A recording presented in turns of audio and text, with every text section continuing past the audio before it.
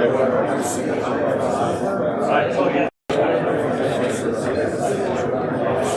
nobody sneezes.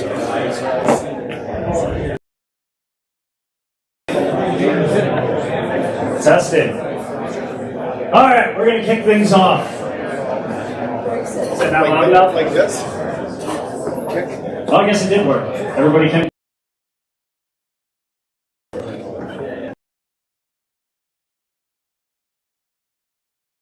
I'd love to hear everybody's feedback.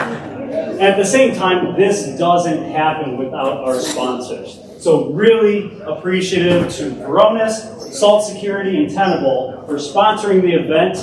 We're not going to go through the traditional slides this time. We're going to try to save time since we've got the tour at the end. Food's going to be open, bar's open, so feel free to move around. We'll just go from presentation to presentation. Sorry about the late start. Took a little bit to get the AV running. I was told that if it was run by a Michigan State student, then it probably would have worked, but we'll get to that later.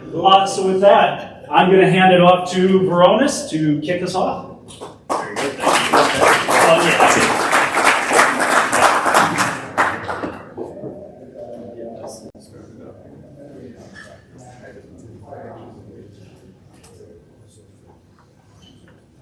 All right, I can trust everybody can hear me at the very least.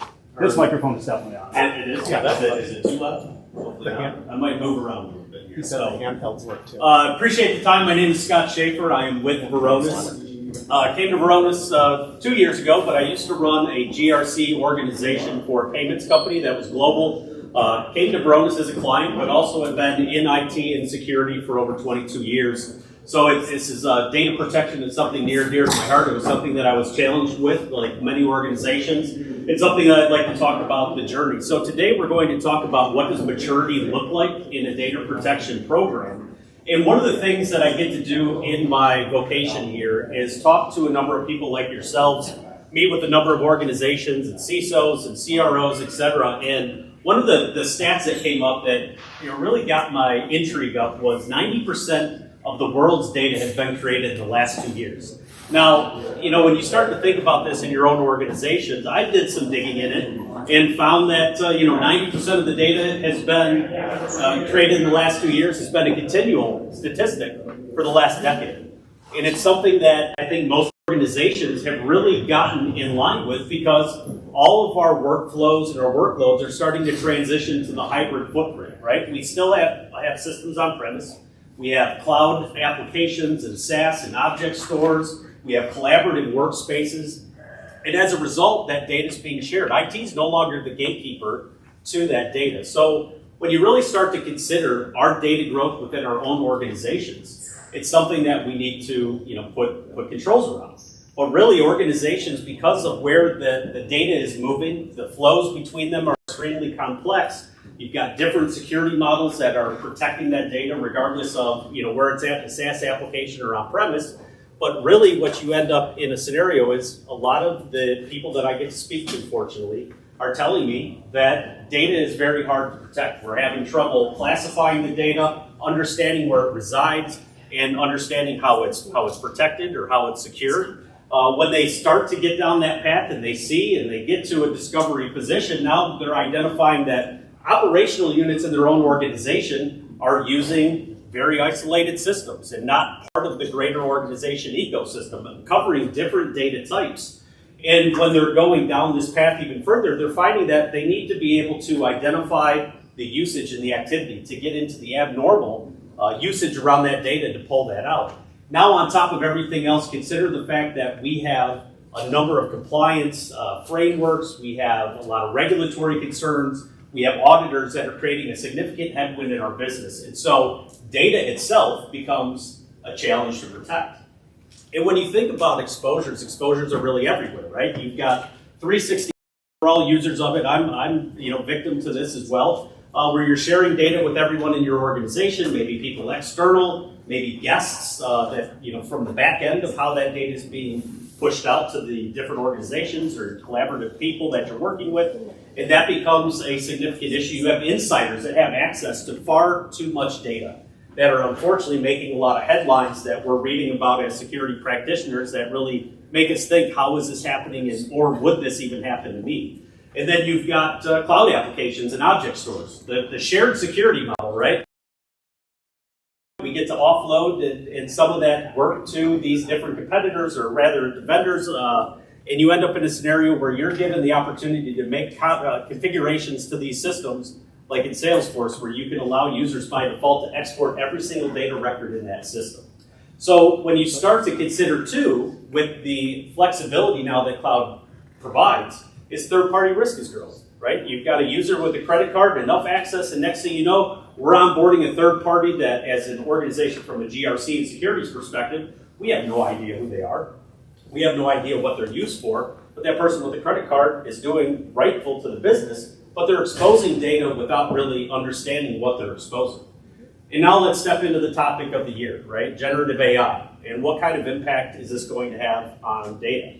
I think for large measure, when you think about the chat GPTs and the Google Bards and what have you, they bring a lot of value. I really can't wait to see what Microsoft's Copilot's going to do. And it's being positioned as the most powerful productivity tool on the planet. You know, think about the easy stuff, right? We all utilize Microsoft Teams, transcribe meetings. There's a number of tools that can do that. But there's also going to be the ability for them to put a summary for that meeting, give action items, pull out the most important things, create new documents for it. You also have the capability with ChatGPT and Google Bard and the like.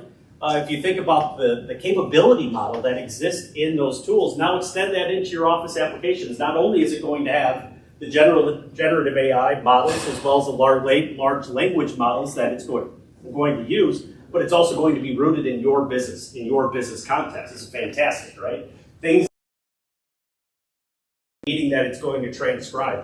Things that may take us a few hours to do, now it's going to be done in 35 seconds. It's going to be embedded within PowerPoint, within Word, within Excel. Think about all the times that we get the semi-structured data that we need to make sense out of, and we need to put pivot tables together, and we need to do all this stuff, but it's not that easy to do, and maybe some of the technicality behind Excel is a little too tough, but now we can just openly ask, what is the trend of this data?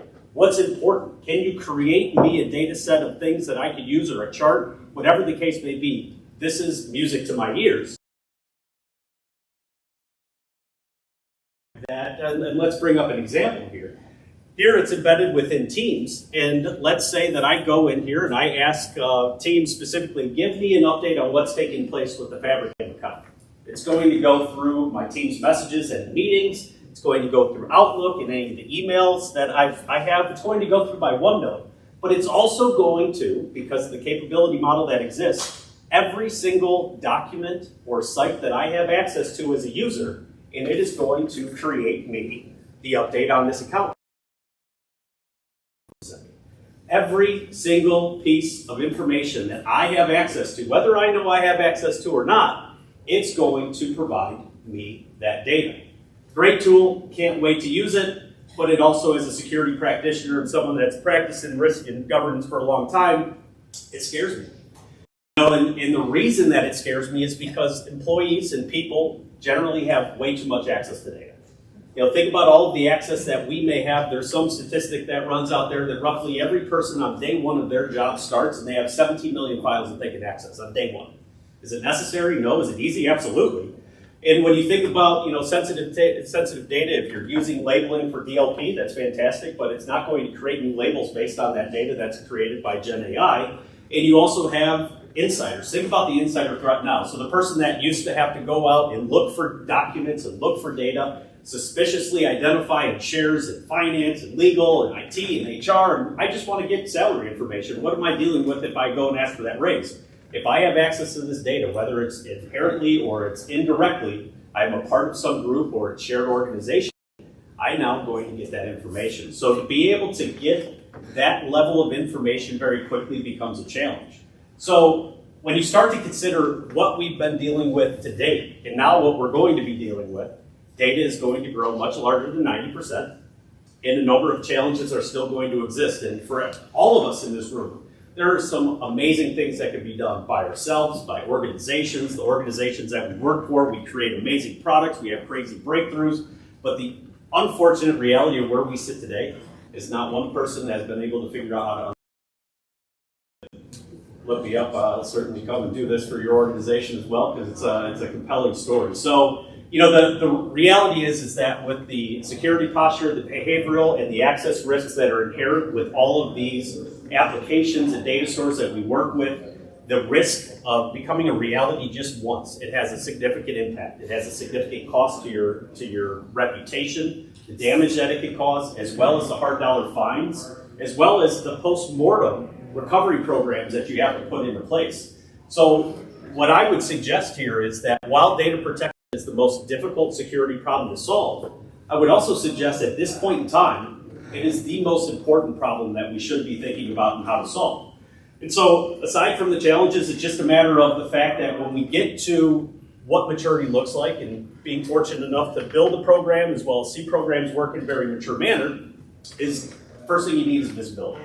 You need to understand what you have, where you're getting that access, and you put visibility together so that you can start to understand the additional outcomes that you can achieve. Because if we focus on data security as outputs, we're just binarily checking a box, right? But if we look at it as an outcome that we're attempting to achieve, now we can start to identify and least privilege. It's been in our taxonomy as security practitioners for eons. I don't think anyone has really seen this as something that's achievable really without stopping business. But if you have that level of visibility, you can get to a position where you can understand all the people and applications that should have access do have that access. In addition to that, from you have the ability to absorb all this information, but now lend itself to behavioral analytics and user behavioral base. And you can start to derive additional information, separating that signal from the noise. And if you do all of these things, compliance becomes a secondary artifact, right? It's something that we're doing, we're measuring, we're monitoring, and we're able to turn over and combat that headwind that audit provides. And these outcomes really do depend on each other. And so, you know, really without visibility, it's obvious. We don't know what we have, we don't know where it's at, we don't know who's using it, we don't know where it's exposed. Without the effective monitoring, so the usage characteristics around that data, we certainly can't get to least privilege without breaking something, a process or an application flow. It's going to add additional friction into the business, and you don't want that as you're really working toward a data protection scheme. And you also can't detect threats that are taking place if we don't understand how the data is being used. If you can't get to least privilege, the threat surface, as it says, is just too complex. You really need to get to a position that an insider or a compromised user has the least access that they need, because if they are attacked and they are the most common vector to be attacked, that attack to be able to access what that compromised user can. So shrinking that attack surface in what we refer to as the blast radius is extremely important. And then the last piece of this, of course, is without all of these controls, the effective controls, you have a line of auditors that it becomes a very hard problem that you're trying to solve when you're taking away from your strategic initiatives that are in place. So what I would suggest here is outcomes versus outputs can be measured over time and self-identified. And as we've all heard 1,000 times, you can't manage what you can't measure. So what does this look like in practice? You know, and of course, it's a slideware, so just imagine this a bit. But if you have the level of visibility, you know where your data is at, you know what is sensitive, what isn't sensitive, what's exposed, what's not exposed. You have the capability at this point in time now to start to focus your risk mitigation strategies on where the house is on fire. Not every single house is on fire. It's very important to understand and know and to really live by from the strategic program. You also have the ability, in a lot of organizations, Microsoft 365, but files are mislabeled or they're not labeled at all. And so if you have a mechanism that gives you the visibility around what's sensitive in your environment, what's important, and you're leveraging label, measure those labels as well, because now you have an effectiveness of your DLP controls. When you get to the position of data usage, consider the separate signal from the noise is important, but you know, a ton of data stream coming in and notifications going into teams that aren't being found or they're being ignored or not found on time, they're largely useless. So authentication stores, data stores, changes that take place, getting a lot of this data, understanding also what you do have. Now that you have visibility of data, you know that data is sensitive, you know who the user is, you know the device that they typically work from, you understand the time that they typically work and the geolocation that they're at. Combining all that information allows you to derive insights from the behavioral analytics, and that's going to give you a position now to identify normal from abnormal. So as opposed to alerting every time that so-and-so from the health department is coming in and working on PHI data, of course they are. That's part of their job. But what if they're and pulling a massive amount of data at a time that's not normal for them and doing something abnormal from their peers? You certainly want to be alerted on that. It may not be a high security value alert that is taking place, but it's something you certainly want to look at because it could be. And so that's what's important when you start to consider the separation of signal to noise from any of the functions that you put into place to identify data and how that data is being utilized. And the last piece of this, of course, is now when you're measuring and you're monitoring the outcomes, you understand and you can self-identify risks. Sitting in front of the government for a number of years and having to showcase exactly what these controls are, and hey, by the way, we understand that this risk is here. Here's self-identifying this risk. We have this mitigation plan in place. This is what we're doing about it. That conversation becomes very simple and easy. We know it, we measure it, we monitor it, we react to it. So when you consider compliance of any capability for any of the platforms that you're utilizing, making sure that that piece is easy allows you to focus on strategy versus the tactical nature. And when you do these things, it's important to understand that this isn't a security problem. This isn't really the most mature organizations that we've seen succeed in data protection strategies are ones that are doing it across the board. They're using multiple IT disciplines, multiple security practitioners, GRC, chief risk officers. We're seeing a lot more chief data officers now coming into play, but it really comes down to the center pillar there in data owners. Data owners or stewards, regardless of how you want to look at it, they need to be part of this because they understand the difference between data and information and what's important. And the last piece that I'll say from a data maturity program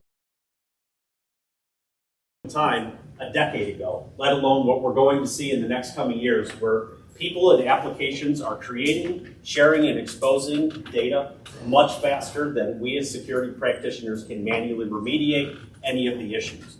Automate relentlessly anything that you can in your strategy when you're focusing on data security, because that's going to give you a winning formula to get there. So to summarize it, just the last piece, on-premise data stores still exist. Cloud and SaaS applications are housing data, creating data. Third parties are integrating with these data stores to get you to a position of using your data in a quality way.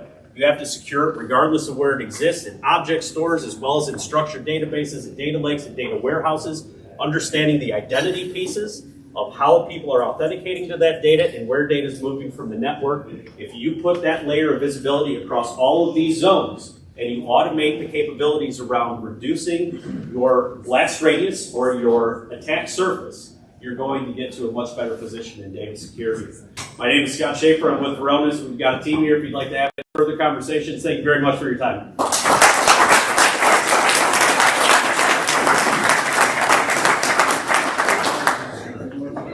Hey, thank you.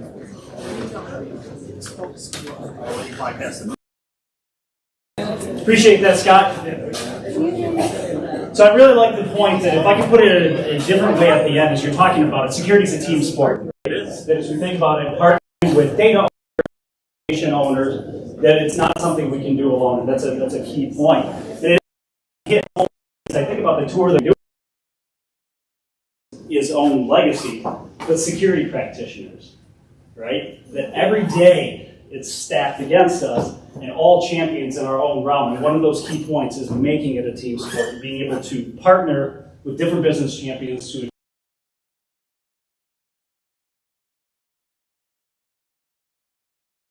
Thank you. Thank you very much. So at this point, turning over to Tenable.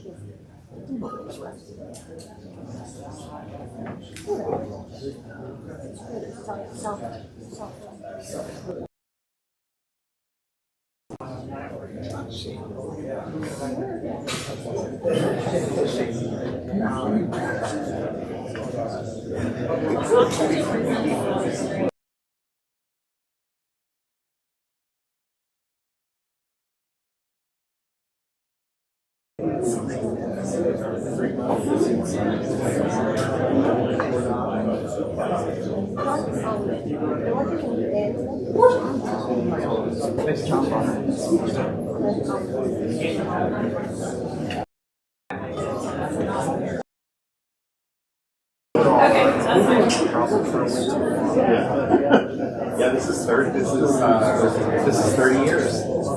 No, next year is 30 years in the field. Yeah. Security.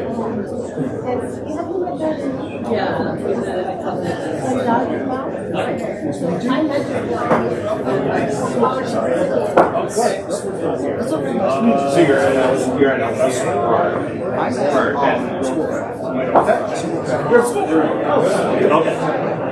I'm probably gonna, we have a partner program with Eastern, I'll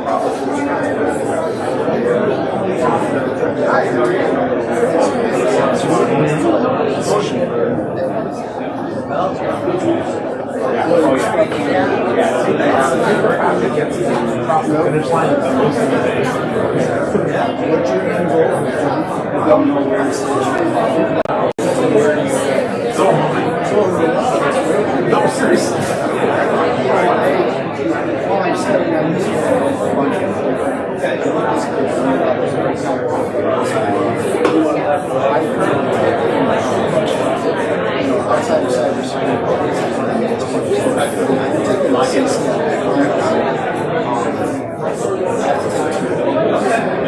Certified development, certified system. It is. I'm just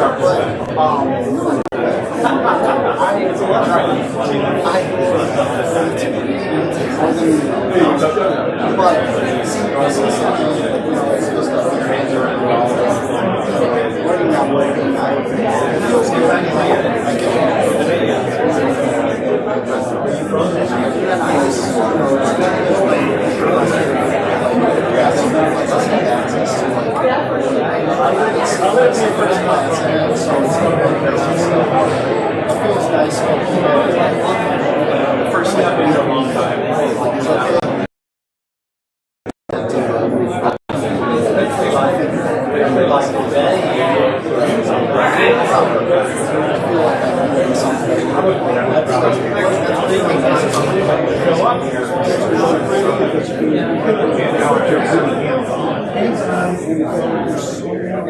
All right, thank you everyone. Sorry for the technical difficulties.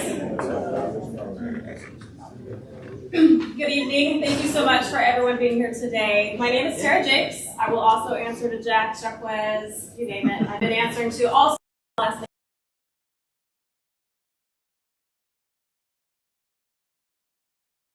Space for a little over 16 years, if my math doesn't fail me.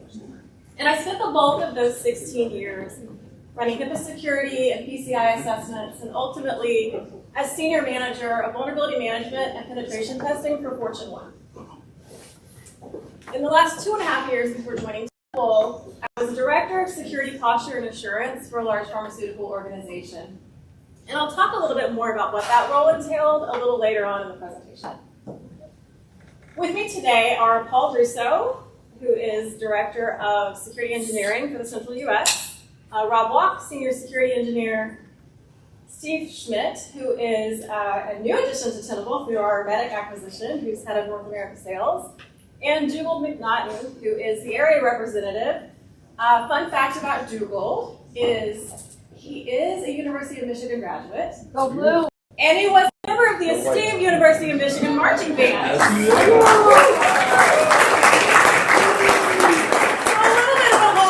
Today for Dougal as well. A little bit about Tenable. If you're not familiar with us, perhaps you're familiar with Nessus. anyone in the room familiar with Nessus? Yes. So we are the creators of Nessus, but we're also the exposure management company. And exposure management is exactly what I want to talk to you about today. The concept, the idea of a program, and whether or not it's just another buzzword for 2023 bingo.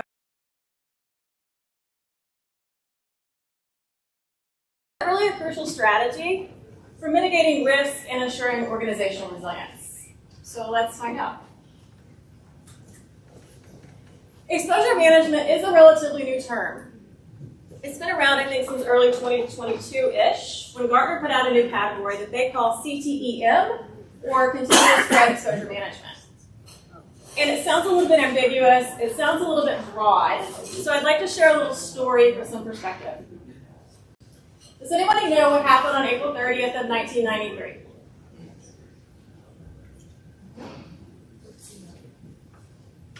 April 30th of 1993 was when the World Wide Web was made publicly accessible.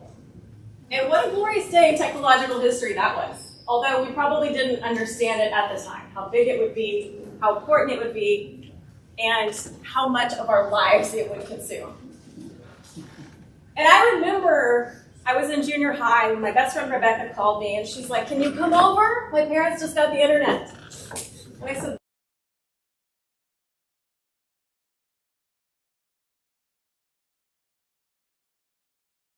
so I make my way over there and I come inside and I said, "Where is it?" And she points to the computer that's in the family room. And she's like, "It's right there." I'm like, "No, that's a computer."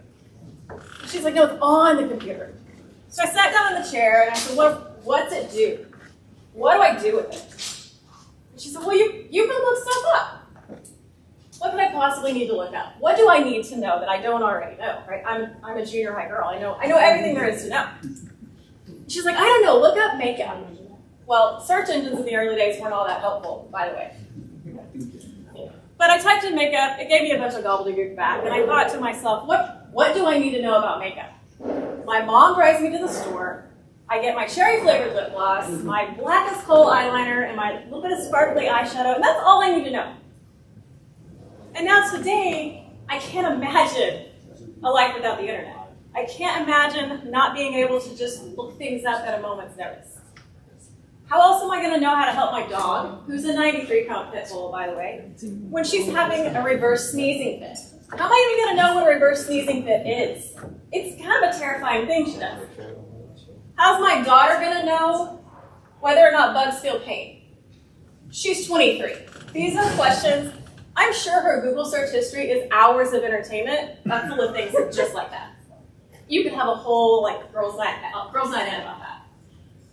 But the point I'm trying to make is that I totally understand why you might look at the concept of exposure management as this relatively new thing in kind of a similar light.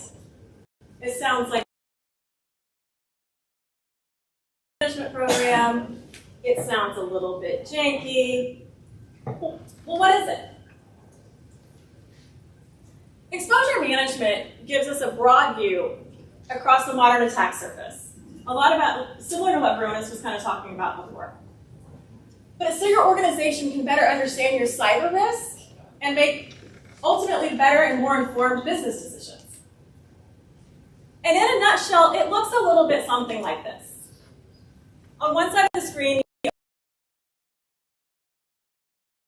which historically, most vulnerability management has just been chasing software vulnerabilities, or CVEs, and applying a risk-based methodology to that is a little more mature version of that, whether it's a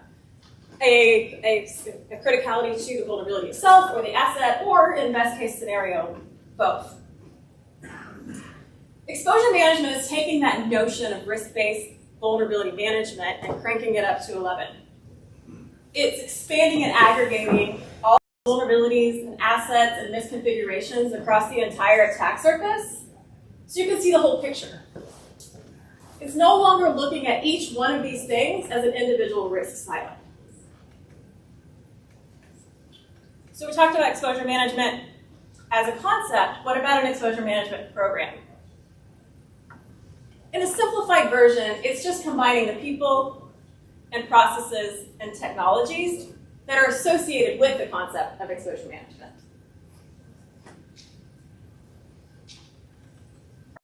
said I'd talk a little bit about my security posture and assurance. In 2019, I left a 21-year career at a well-known retail company I mentioned earlier, Fortune 1, to join the pharmaceutical industry as Director of Security Posture and Assurance, or SPA, as we cleverly refer to it, right? Sounds so peaceful. Underneath my purview, I had leadership of vulnerability management, penetration testing, AppSec, Red Team, and just a GRC. My role, though, ultimately was to build a program that would pull all of these various risk elements across the attack surface together